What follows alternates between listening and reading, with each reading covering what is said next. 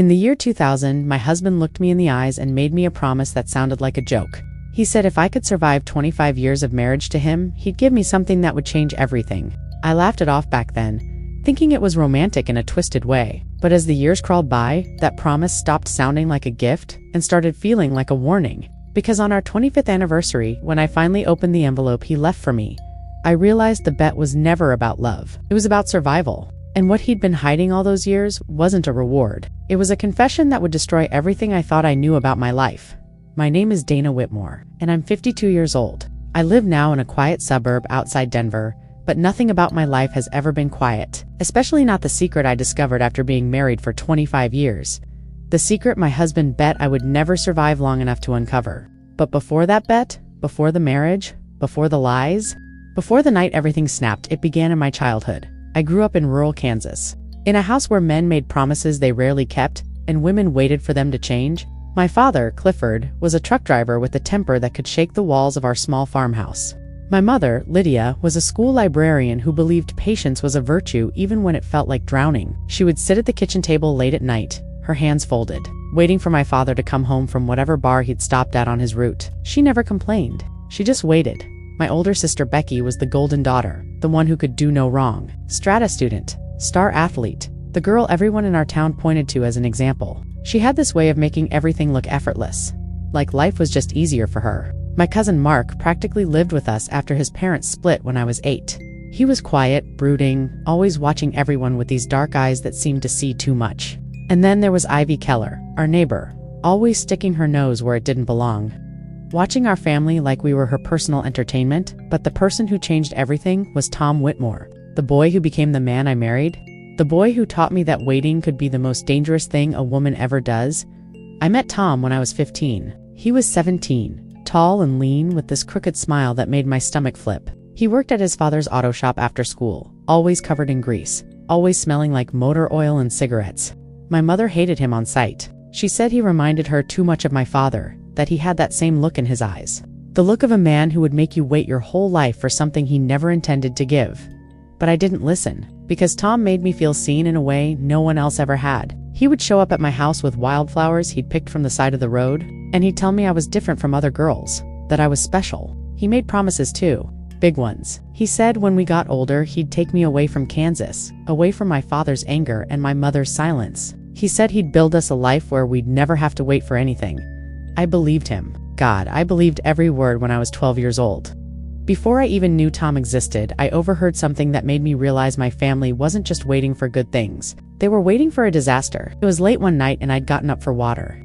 I heard my parents in their bedroom, my father's voice low and dangerous, my mother's pleading. He was talking about money he'd lost, gambling debts he couldn't pay. He said he'd made a deal with someone who would come collecting eventually. My mother asked what would happen if he couldn't pay. My father laughed. This cold, hollow sound, he said. Then we wait and see what they take from us. I stood in that hallway, my bare feet cold on the wooden floor, and I understood something fundamental about my family. We were always waiting for the other shoe to drop, waiting for my father to lose his temper, waiting for the bills to pile up higher than we could manage, waiting for something to break that we couldn't fix. My mother's patience wasn't a virtue, it was survival. She was teaching me how to endure, how to hold my breath and wait for the storm to pass. Years later, when I was 17 and Tom asked me to marry him, I said yes without hesitation. I thought I was escaping.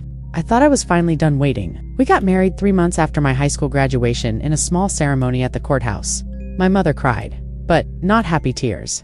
She pulled me aside and whispered, "Dana, you're going to spend your whole life waiting for him to become the man he promised to be. Don't say I didn't warn you." I told her she was wrong. I told her Tom was different. But deep down, in that place where truth lives, even when we don't want to acknowledge it, I knew she might be right. Because even then, even on our wedding day, Tom was already making promises he couldn't keep. He said he'd saved enough money for us to get our own place. We spent our first 3 months of marriage sleeping on his brother's couch. He said he'd get a better job, something stable. He bounced from one construction gig to another for the next 2 years, but the worst promise, the one that would define the next 25 years of my life, came 3 years into our marriage. It was the year 2000, and we were sitting in our tiny apartment fighting about money again. Tom had just lost another job, and I was working double shifts at the diner trying to keep us afloat. I was exhausted, angry, and I told him I didn't know how much longer I could do this. That's when he looked at me with that crooked smile and said something that sounded like a joke, but felt like a knife. He said, "Dana, I'll make you a bet. If you can put up with me for 25 years, I'll give you something that'll make all this worth it. Something you'll never see coming." I laughed. I actually laughed. I thought he was trying to lighten the mood, trying to make me smile. But his eyes were serious, cold even. He meant it. And in that moment, I became my mother, waiting for a promise I didn't fully understand. It was late. A summer storm pounding outside our farmhouse in Kansas, the kind of storm that made the windows rattle and the lights flicker. I was supposed to be asleep, but voices bled through the floorboards from the kitchen below. Sharp, urgent voices that didn't belong to the late hour. I crept out of bed, my heart hammering, and pressed my ear to the heating vent in my bedroom floor.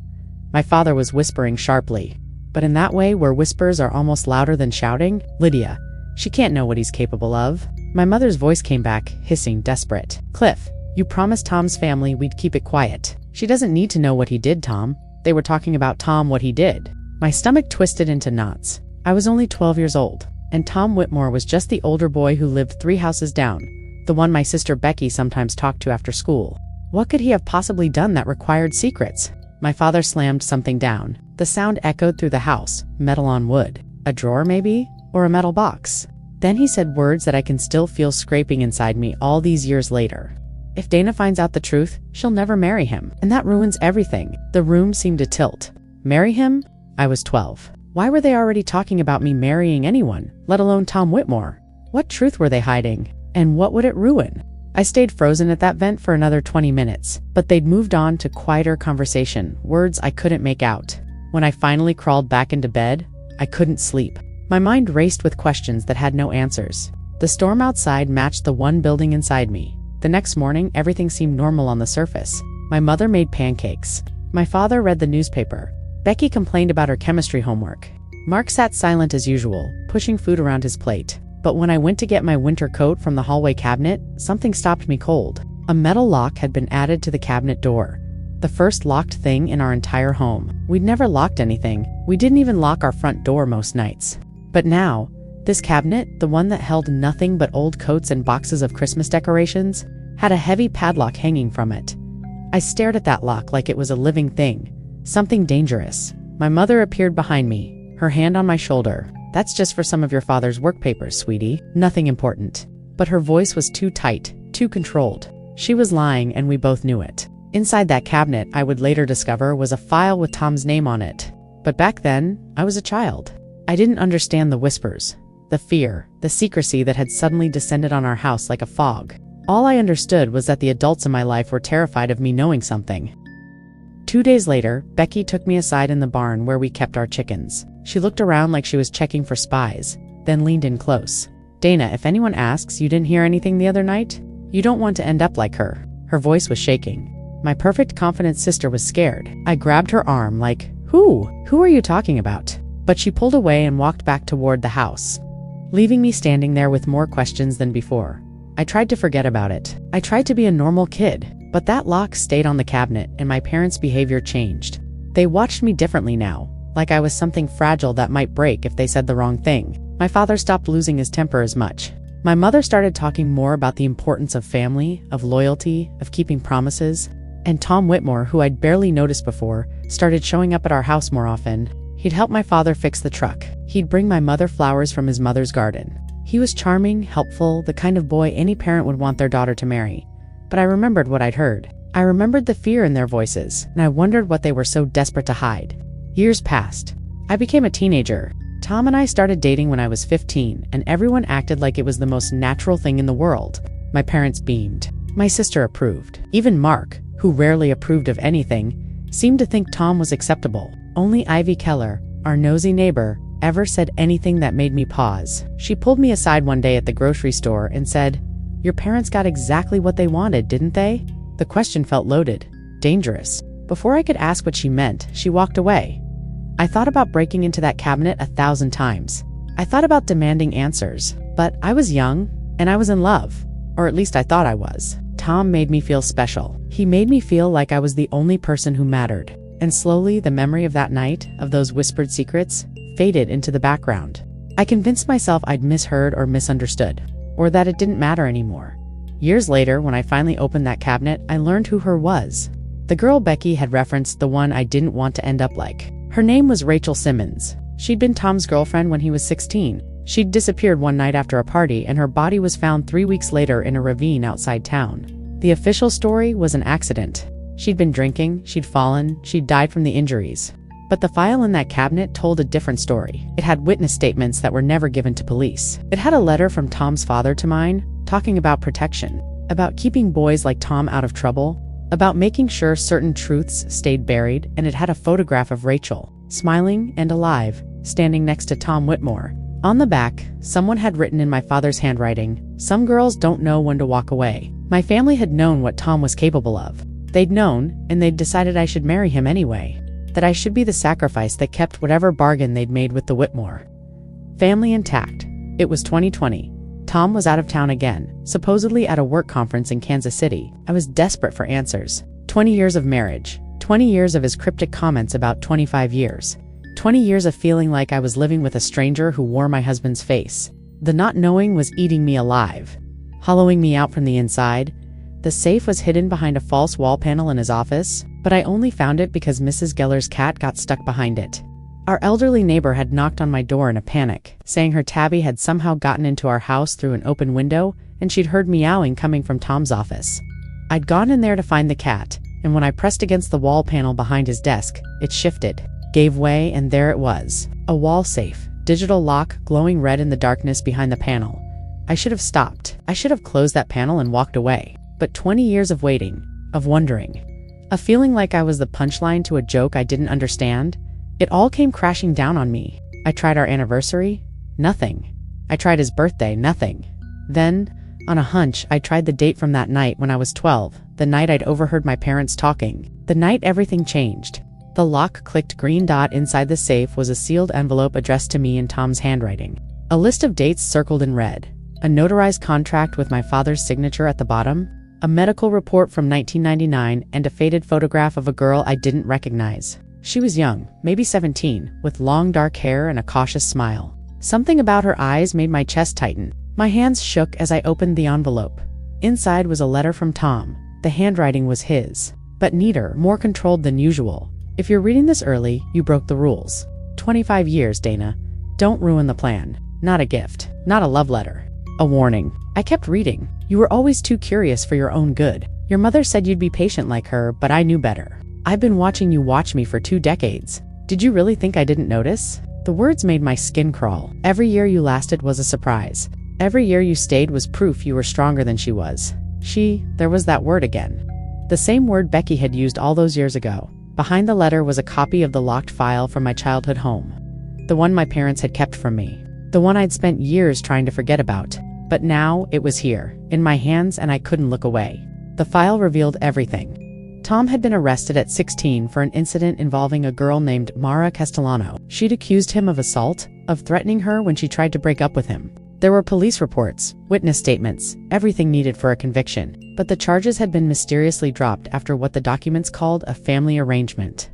I kept reading, my heart pounding so hard I thought it might crack my ribs. My father and Tom's father had signed an agreement, a contract that bound our families together in a long-term bond. The language was careful, legal, but the meaning was clear. In exchange for making Mara's accusations disappear, in exchange for protecting Tom from prosecution, my father had agreed to ensure I would marry Tom when I came of age. I was collateral. I was the price my father paid to settle whatever debt he owed to the Whitmore family, and my mother had known everything. There was a letter from her in the file, written to my father, begging him to reconsider. "Please don't do this to Dana. She deserves a choice. She deserves better than this." But at the bottom, in her handwriting, she'd written, "I'll make sure she's ready. I'll teach her to be patient." My mother hadn't been teaching me virtue. She'd been training me to survive Tom. I dropped the papers, shaking so violently I had to sit down on Tom's office chair. The medical report fell to the floor. I picked it up with numb fingers. It was from 1999, a psychiatric evaluation of Tom Whitmore. The diagnosis made my blood run cold. Antisocial personality disorder with narcissistic traits. High risk for manipulation and control in intimate relationships. Recommendation: ongoing therapy and monitoring. I thought about Dr. Stanley Gray, Tom's therapist who never looked me in the eye. Everyone had known the photograph of the girl stared up at me from the desk. I flipped it over. On the back, someone had written Mara Castellano, 1998. This was her. The girl whose accusations had been buried? The girl who'd tried to warn the world about Tom and been silenced? I wondered where she was now. I wondered if she was even still alive. I called Naomi, my hands shaking so badly I could barely hold the phone. She answered on the first ring. Dana, what's wrong? Everything. Everything is wrong. I found a safe. I found files. Naomi, my parents sold me. They made a deal with Tom's family and I was the payment. She was quiet for a moment. Then her voice came back sharp and urgent. Dana, get out of the house now. Pack a bag and leave. Go to a hotel. We'll figure this out, but you need to get out. But before I could move, before I could even stand up from the chair, headlights swept through the window. The familiar rumble of Tom's truck in the driveway. He was home early. My stomach dropped.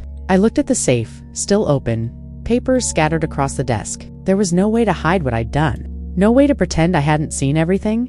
He walked in through the front door. I heard his keys hit the table in the entryway, heard his footsteps coming down the hall. I stood up, tried to make myself move, but my legs wouldn't work. He appeared in the doorway of his office, saw the safe open, saw me standing there with the papers in my hands, and he smiled slowly, too slowly, like he'd been waiting for this moment 20-5 years. Dana? His voice was calm, almost gentle. You weren't supposed to open that yet? He stepped into the room, closing the door behind him. Not locked, but closed, a barrier between me and escape. I tried to speak, but nothing came out. He picked up the photograph of Mara, looked at it like he was remembering something pleasant. You only have 5 years left. Then everything becomes yours, or nothing does. I found my voice. What does that mean? What happens in 5 years? He set the photograph down and looked at me with those eyes I'd loved for so long. Eyes that now seemed like they belonged to someone I'd never actually met. It means you get to find out what your patience bought you. It means you get to learn what your father traded you for. His smile widened. Unless you walk away now, but we both know you won't. You're too much like your mother. You'll wait. You'll see it through. Because you need to know how this ends. The next few years were a blur of fear, secrets, and escalating danger. I stayed. God help me. I stayed. Not because I loved him anymore. Not because I believed in our marriage, but because I needed to know. I needed to understand what my father had traded me for. What Tom had been planning for 25 years. What truth was so terrible that my entire life had been built around keeping it hidden. Tom changed after that night when he caught me with the safe. He didn't yell. He didn't threaten. He just watched me with this quiet satisfaction, like I'd finally done exactly what he'd expected. He started leaving more clues, more breadcrumbs. A bank statement on the counter showing accounts I didn't know existed. A phone call he took in front of me, speaking in code to someone he called only by initials. He was toying with me, and we both knew it. In 2021, Detective Leo Ramirez showed up at our door. He was investigating Tom for financial crimes, wire fraud, embezzlement from his business partners. He sat in our living room with his notepad and his tired eyes and asked me questions I couldn't answer. How much do you know about your husband's business dealings, Mrs. Whitmore? Did you know he's been moving money offshore for the past 15 years? Have you ever heard the name Victor Castellano? That last name made my blood freeze. Castellano, like Mara. I told Detective Ramirez I didn't know anything, which was mostly true. But after he left, I searched that name. Victor Castellano was Mara's father. He'd died in 2005, but before that, he'd been a prosecutor. The same prosecutor who dropped the charges against Tom. Tom's sister Claire started calling me every day, her voice desperate and pleading. Dana, please, you can't leave him now. Not after everything our families have been through. You don't understand what's at stake. I asked her what she meant. She went quiet, then said, just trust me. If you leave now, everyone loses. Everyone. The way she said it made me feel like I was standing on the edge of a cliff. I couldn't see Pastor Hunt, who'd married us all those years ago, pulled me aside after church one Sunday. He gripped my arm too tightly and insisted Tom was misunderstood. That he was a good man dealing with demons no one could comprehend. Your job as his wife is to stand by him, Dana. Marriage is a covenant. You made a promise. I pulled away from him and never went back to that church. I was done with people telling me what my duty was. Dr. Stanley.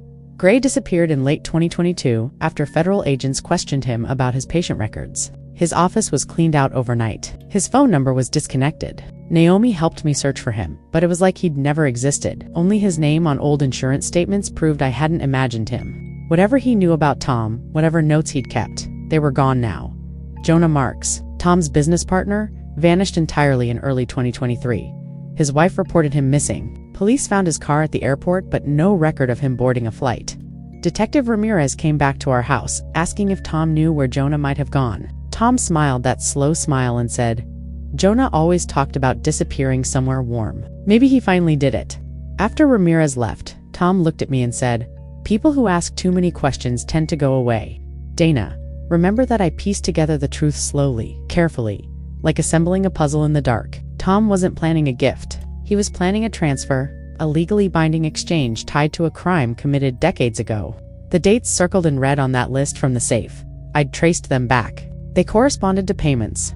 Large sums of money moved from accounts in Tom's father's name to accounts in my father's name. Payments that started the year before we got married and continued for 15 years.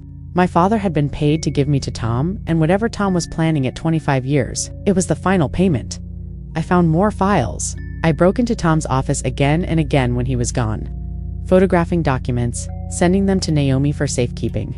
There were life insurance policies I'd never signed, property deeds with my name forged at the bottom, bank accounts in the Cayman Islands that would transfer to me upon Tom's death or upon our 25th anniversary, whichever came first. Millions of dollars, money I couldn't trace back to any legitimate source.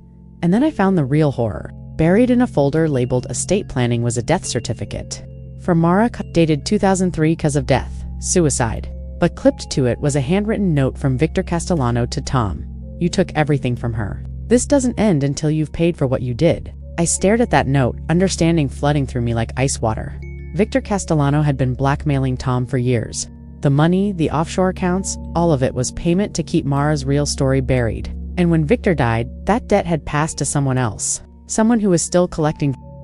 In early 2025, 5 months before our 25th anniversary, Tom collapsed in our living room. I was making coffee in the kitchen when I heard the thud. I found him on the floor, his face twisted, his left side completely limp. Stroke. The paramedics came. The hospital. The tests. Massive ischemic stroke affecting the left hemisphere. He might not recover full function. He might never be the same. I sat beside him in that hospital room, watching machines breathe for him, watching his chest rise and fall. Part of me felt relief. Part of me felt guilt for feeling relief. But mostly I felt fear, because his last coherent words to me, before the medications pulled him under, were spoken with such clarity it seemed impossible he was dying. "Open the final envelope on our anniversary? Not sooner." His good hand gripped mine with surprising strength. "Promise me, Dana." "Not sooner," I promised, because what else could I do? He fell asleep, the monitors beeping steadily, and I thought maybe this was how it ended. Maybe the 25 years wouldn't matter anymore. Maybe whatever he'd planned would die with him or with his damaged brain, and I could finally be free. But then his sister Claire appeared in the doorway. She'd been crying, her makeup smeared, her hands twisting a tissue into shreds. She pulled me into the hallway, away from the nurse's station, into a small waiting room that smelled like antiseptic and despair. "Dana, I need to tell you something." Her voice was shaking. "Whatever he promised you at 25 years, don't open it. It isn't a gift. It's a confession." My throat tightened. "A confession to what?" She looked around like someone might be listening, then leaned in close.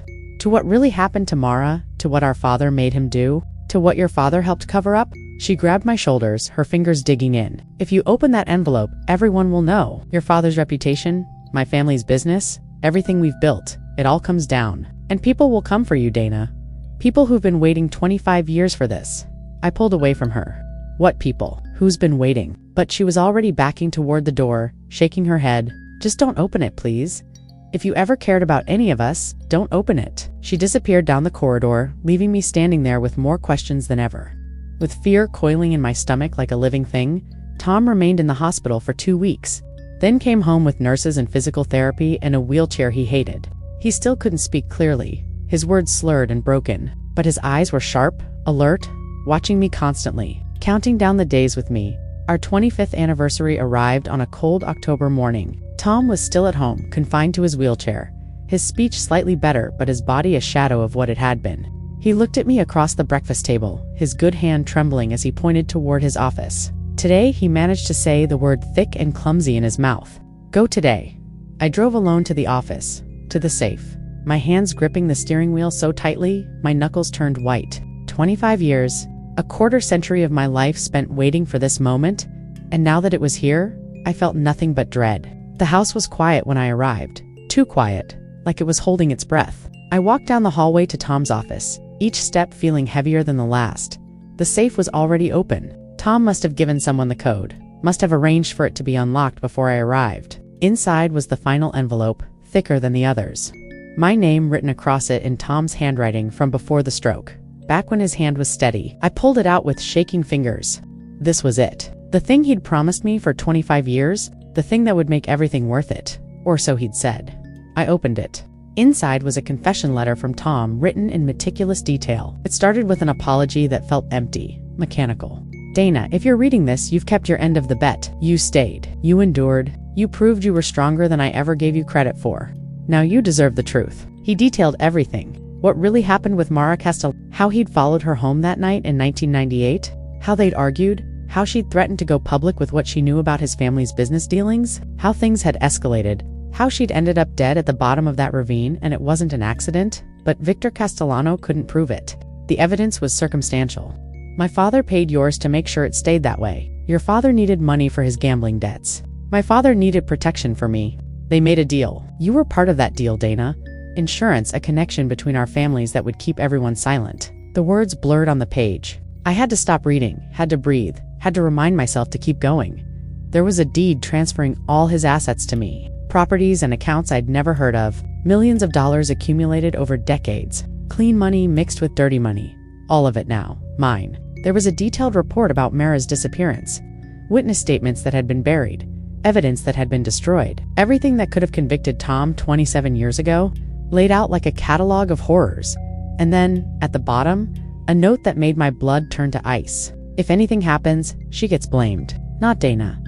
Paperwork showing that Tom had created an alternate theory of the crime, one that implicated his sister Claire, documents forged with her signature, bank transfers made to look like she'd paid people off. If the truth about Mara ever came out, if Victor Castellano's blackmail ever became public, Claire would take the fall. Not Tom, not me, Claire. It hit me like a punch to the chest, stealing my breath. 25 years together wasn't a romantic vow. It wasn't love. It was insurance. Tom had kept me close, not because he cared about me, but because he needed a wife with a spotless record to inherit his legacy. To carry the alibi he'd crafted decades earlier. I was the respectable face on his empire of lies. I was the grieving widow who would collect the money and keep her mouth shut, just like my mother had kept hers shut. Just like my father had been paid to keep his shut. My father's signature on those old contracts. My mother's silence all these years. The locked cabinet, the whispers, the warning from Becky, it all made sense now. They'd sold me into this marriage knowing exactly what Tom was, knowing what he'd done, knowing that I would spend my life as his shield, and they'd let me believe it was love. They'd let me believe I'd chosen this. The something he'd promised me wasn't a gift. It was the truth, and the crushing responsibility to hold it, to decide what to do with it, to choose between destroying everyone I'd ever known or becoming complicit in murder by staying silent. That was the bet. That was what Tom had been counting on, that after 25 years, I'd be too invested. Too tired, too broken to do anything but accept it. I sank to the floor, the papers scattering around me, and I couldn't tell if I was crying or if I'd simply forgotten how. The house phone rang, the sound cutting through the silence like a knife. I crawled to Tom's desk and answered with hands that wouldn't stop shaking. Mrs. Whitmore. Detective Ramirez's voice, urgent and professional. We need you at the station immediately. Your husband woke up. My heart lurched. Woke up. But he's at home. He's in his wheelchair. No, ma'am, he's here. He had another stroke early this morning. The nurses called 911. He's at Denver General. And Mrs. Whitmore, he's asking for you. He says he has one last thing to tell you. Something he didn't write in that letter. The room spun. How did he know about the letter? How did he know I'd opened it? Unless someone had been watching me. Unless this had all been orchestrated. Even his stroke. Even his confession. I told Ramirez I'd be there in 20 minutes and hung up. I gathered the papers, shoved them back into the envelope and ran to my car. The drive to Denver General felt like moving through a nightmare, everything distant and unreal. My phone was in the passenger seat, and halfway there it buzzed. A text from an unknown number. My hands were shaking so badly I nearly swerved off the road when I glanced at it. Dana, don't trust anything he says. The real secret isn't in the envelope. It's in the safe he never showed you. I pulled over onto the shoulder, my heart hammering. Another safe. What other safe? I tried to call the number back, but it went straight to a disconnected message. I stared at the text, reading it again and again. The safe he never showed you. I thought about Tom's office, about all the times I'd searched it. Had I missed something? Had there been another safe? Another hiding place? A second text came through, the basement. Behind the water heater, he's been paying someone all these years. Not for Mara, for something worse. This time there was an attachment, a photograph. I opened it with trembling fingers. It showed a wall in what looked like our basement, a section of concrete that appeared slightly different from the rest, newer, and written in marker on the concrete. For Dana, year 25, my breath caught in my throat. I looked toward the hospital in the distance, then back at my phone. Tom was waiting for me, wanting to tell me one last thing. But this unknown person, whoever they were, was telling me to go back home, to find this other safe. To discover whatever final secret Tom had been keeping, I sat there on the side of the road, cars rushing past, the October wind cold through the crack in my window. 25 years had led to this moment. 25 years of waiting, of enduring, of surviving Tom Whitmore, and the bet he'd made with my life. And now I had to choose. Go to the hospital and hear his final confession, or go home and open the safe he'd never shown me. The safe that contained something worse than covering up a murder, something worse than 25 years of lies, something that made an unknown person desperate enough to warn me, to reach out, to show me where to look. I thought about Claire's warning. People will come for you. I thought about Jonah Marks vanishing. I thought about Dr. Gray disappearing. I thought about my mother's letter. She deserves better than this. I put the car in drive, but instead of heading toward the hospital, I turned around. I drove back to our house, back to the basement I rarely entered, back to whatever truth was waiting behind the water heater. Because after 25 years of being controlled, of being manipulated, of being the pawn in someone else's game, I was done doing what Tom Whitmore expected. The bet was over, and I was going to find out what he'd really been hiding. If you're still trying to process what just happened, you're not alone. Hit that subscribe button right now because Dana's story isn't over yet, and what she finds in that basement safe will leave you speechless. Drop a comment telling me what you think Tom was really hiding, smash that like button, and turn on notifications because part 2 drops soon, and trust me, you cannot miss what happens next.